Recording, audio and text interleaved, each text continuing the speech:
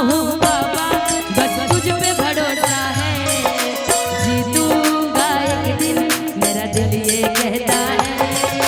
हारा हूँ बाबा बस तुझ पे भरोसा है, मेरा दिल ये कहता है। मेरे माझी बन जाओ, मेरा नाम चला जाओ, हारे को बाबा श्याम तुम गले लगा जाओ। हारा हूँ बाबा बस तुझ पे भरोसा है, जीतूंगा एक दिन मेरा दिल ये कहता है। हारा हूँ बाबा बस तुझ पे भरोसा है, जीतूंगा एक दिन मेरा दिल ये कहता है। कि तू तो दुनिया के मेला में अकेला हो आज के कौन खेला हो जाई, तू तो दुनिया के मेला में अकेला हो आज के कौन खेला हो जाई। रुपया पैसा लाख कमैबा, रुपया पैसा लाख कमैबा, कितनो रंग महल बनवैबा, कितनो रंग महल बनवैबा, रुपया पैसा लाख कमैबा, रुपया पैसा लाख कमैबा, कितनो रंग महल बनवैबा। कितनो रंग महल बनवैबा। कहते कि इस धरती पर हमारे हम गरीबों के आन बान शान दीनानाथ यादव जी, हम सबके एमएलए सर, बहुत बहुत शुक्रिया आप सबके तरफ से, सर के तरफ से बड़ा प्यारा सा आशीर्वाद, विधायक जी को हम सभी की तरफ से बड़ा स्नेह वंदन कि आप यहाँ पर आए और आदित्य के दादी जी स्वर्गीय सोना देवी जी के भावपूर्ण श्रद्धांजलि में आपने आए और अपना असीम समय यहाँ पर दी, इसके लिए बहुत बहुत शुक्रिया चाचा जी, पापा जी, सभी लोगों को। कहते कि इस धरती पर कुछ रखा नहीं है, आज हम हो आप हो सबको एक दिन जरूर जाना। कहते हैं ना कि जब कि रुपया पैसा लाख कमैबा, रुपया पैसा लाख कमैबा, कितनो रंग महल बनवैबा, कितनो रंग महल बनवैबा, रुपया पैसा लाख कमैबा, रुपया पैसा लाख कमैबा, कितनो रंग महल बनवैबा। कितनो रंग महल बनवैबा। तो है जगत गुरु के बना चेला हो, तो है बाप के बना तू बेटा चेला हो, आज के कौन खेला हो जाए, दुनिया में मेरा पे अकेला हो, आज के कौन खेला हो जाए, दुनिया में मेरा पे अकेला हो, आज के कौन खेला हो जाए।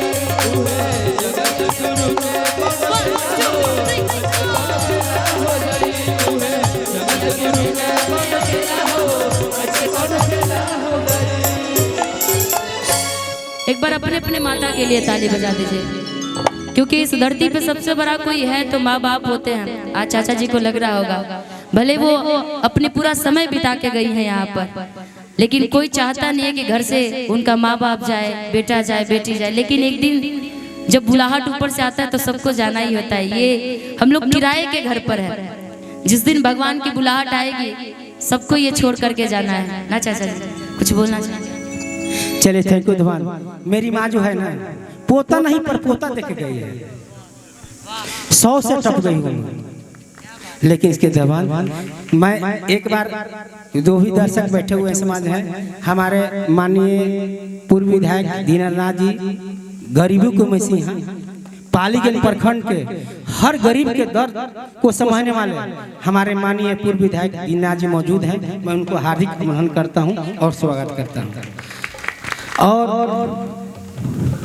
अब इनके लिए मैं क्या स्वागत करूं, जितना कहूंगा उससे मैं कम है। मेरे आशा नहीं था कि हम पहुंचेंगे, लेकिन आ गए हैं। मैं कितना खुश हूं, कहने से ही मैं कम पड़ूंगा, लेकिन एक वर्ड मैं इनके लिए कहूंगा थोड़ा सा के लिए। सब कहे लाखिता बहुत गवैया बारू तू, कि लोग कहे लाखी सब तू गवैया बारू तू, सोना लागे न चढ़ाली लागे न कमनो उमरिया सब कहे रात बाबू ने गवैया बारू तू सोना लागे न चढ़ाली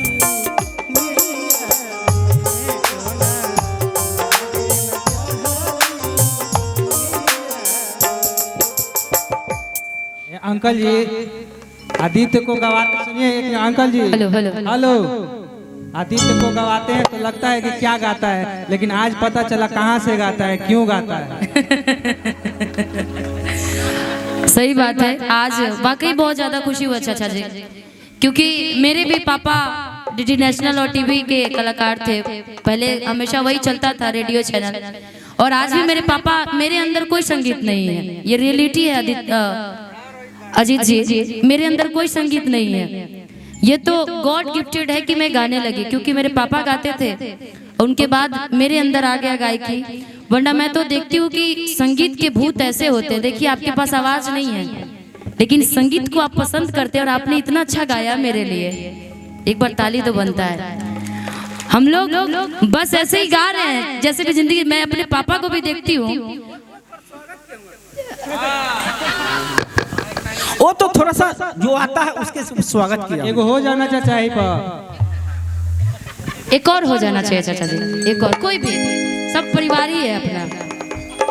उसी बहाने हमारे एमएलए सर भी सुन लेंगे। संगीत तो सबके अंदर होनी चाहिए जी ना, क्योंकि जिसके अंदर संगीत नहीं है, सोचो वो दुनिया के सबसे बुरा इंसान है, उसकी जिंदगी बेकार है। कहते ना कि किसी की हस्ती जिंदा है, किसी की बस्ती जिंदा है, और जो हंसता मुस्कुराता ना हो, लगता है कि वो जबरदस्ती जिंदा है। तो मुस्कुराते रहिए। चलिए ठीक है, आदित्य बेटा है, वो मेरी बेटी है, लेकिन मैं कोई कलाकार नहीं हूँ, लेकिन जो आता है मैं गा देता हूँ। लेकिन एक बेटी का लेकर आओ। हेलो कि निशा गोरिया चांद के इंजोरिया नियन गो बारू हो,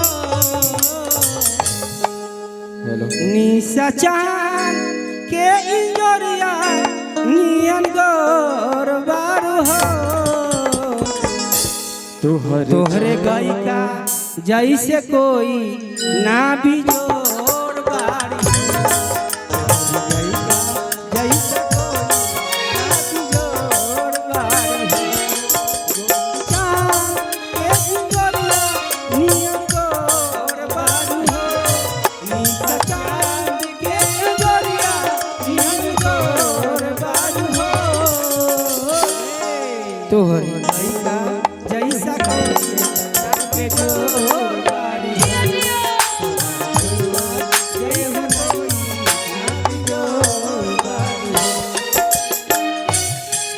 जाई हमरो माँ हो,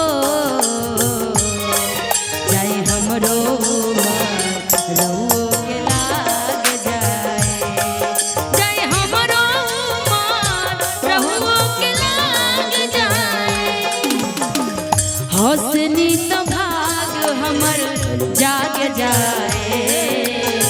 बेटा और बेटी के लिए चाचा जी, जब पिता घर में हंसता हो ना, तो उस घर में तरक्की बहुत होता है। माँ बाप जब घर में जिस खुश होते हैं ना, बच्चे बहुत तरक्की करते हैं।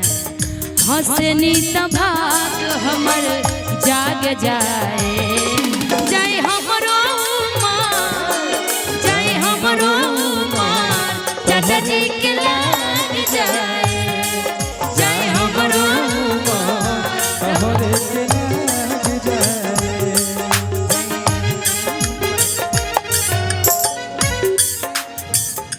कुछ तो है जैसन चाचा जी सोचले रहनी ओइसन बेटी मोर बारी,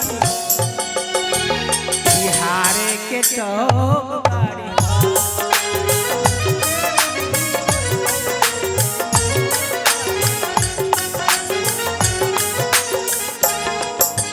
ए अंकल जी दुगोला करा दिखा।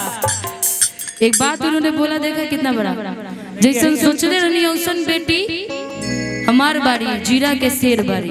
वाह चाचा जी गायक के साथ साथ एक अच्छे राइटर भी हैं। कुछ तो है निशा जी, आई हैं तब से माहौल बना दे रहे हैं। हेलो हेलो अब भैया। तैयार होया जाए। अजीत भैया निशा दीदी से हम पहली बार मिला था, पहली बार, और पहला बार मुलाकात में इतना प्यार हमारा खाती दीदी के दिल से धन्यवाद बा, और रुआइनी खाती बहुत बहुत धन्यवाद। अजीत भैया खाती तो जो हमारा प्रति फीलिंग रहे वो तो निकल गई। अब दीदी खाती दो लाइन ज्यादा ना, दो लाइन कहा हेलो, 2 लाइन कहा, लेकिन क्या कहता तारे से प्यार कर ले, हमरो से करे। जलन हो रही है।